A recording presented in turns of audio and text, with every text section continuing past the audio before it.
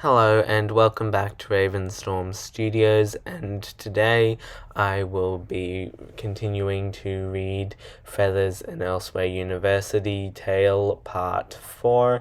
I decided originally to split this video into two parts because I thought it was quite a bit to read at once. So if you want a full version, please comment down below and like the video. And also just a quick disclaimer before we get into things, there will be mild to moderate coarse language, so if you are a child, please check with a parent or guardian before watching. Without further ado, let's begin. The library looks like it's expecting a war, which is probably fair, you acknowledge. Inconvenient in the meantime, though. Still, there's a lot of barbed wire. You don't need to turn around to know Not Jenna's frowning impressively hard. You all drift to a stop about 5 feet before the mess of wire. It sort of reminds me of Sleeping Beauty, 13 says. With the thorns and all the library needs is a dragon on the roof. Yes, Cat Eyes drawls. Please give the librarians ideas on how to be scarier. That's exactly what we need. We're in luck, though. We don't need a sword to cut down those vines. That's good, considering they aren't really vines, he snarks. Well, 13, this isn't really barbed wire either. Cat Eyes has glasses on, Cat Eye in style.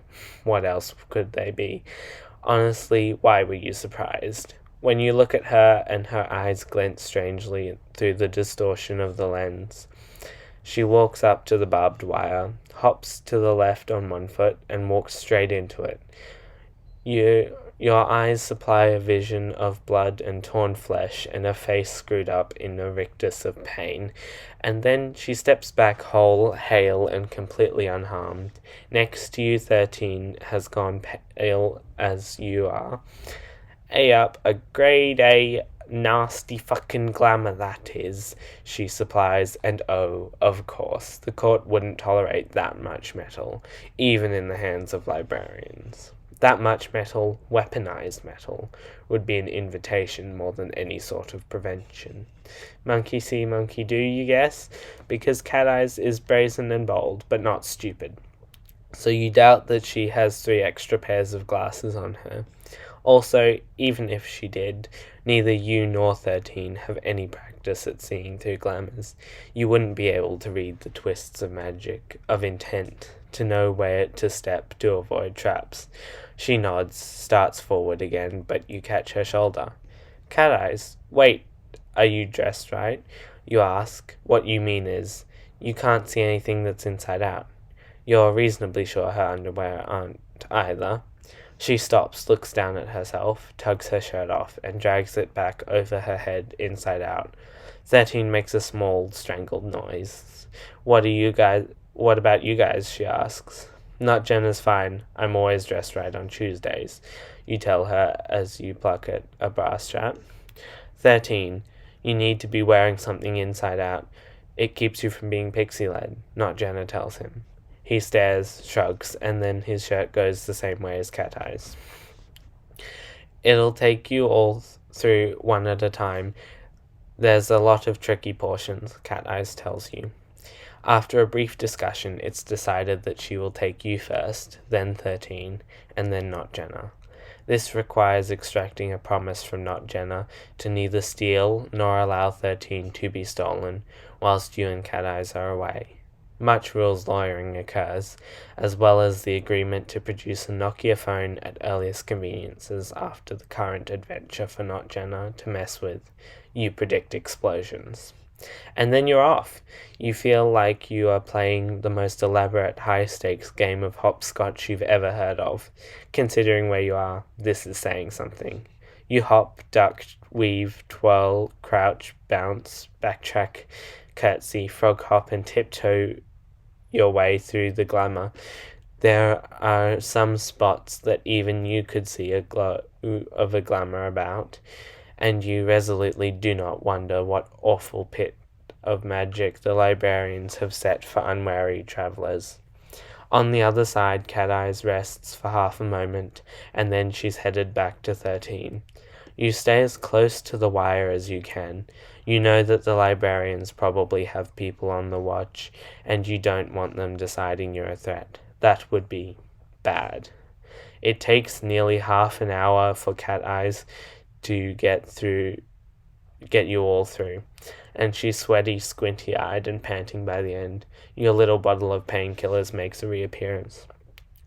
You wait a few minutes more to let her catch her breath and rest her eyes, and then you approach the library. Slowly, you approach the library. Slowly. 30 feet from the doors, a voice rings out from the second-floor window. "Be you friend or be you foe? Announce yourselves," the voice demands. Geez, they're really going for tradition. You yell back, "I am called Feathers, sometimes Crow Girl, and we come as friends." The glass doors of the library swing open, and you stifle a snort as Cat Eyes swats 13 when he takes a step forward. After a beat of silence, you call up, "We come to seek knowledge. Will you welcome us into your hall?" You detect movement from inside, and then a librarian is standing just inside the threshold. "So long as you neither mean nor offer harm to me or mine," the man says, "be welcome in my hall." The tension goes out of your little group. Well, 13 still looks tense, but that's because he's spent his first semester being totally ignorant of everything even remotely important. Honestly, hospitality rules aren't even an exclusively elsewhere thing. Hospitality rules aren't even an exclusively Fae thing either. There are plenty of cultures that have stories of such rules, that have stories of such monsters, really. You lead your group in, not Jenna bringing up the rear. She really is nervous about the librarians, and for good reason, apparently. You think you might actually have trouble when the librarian catches sight of her.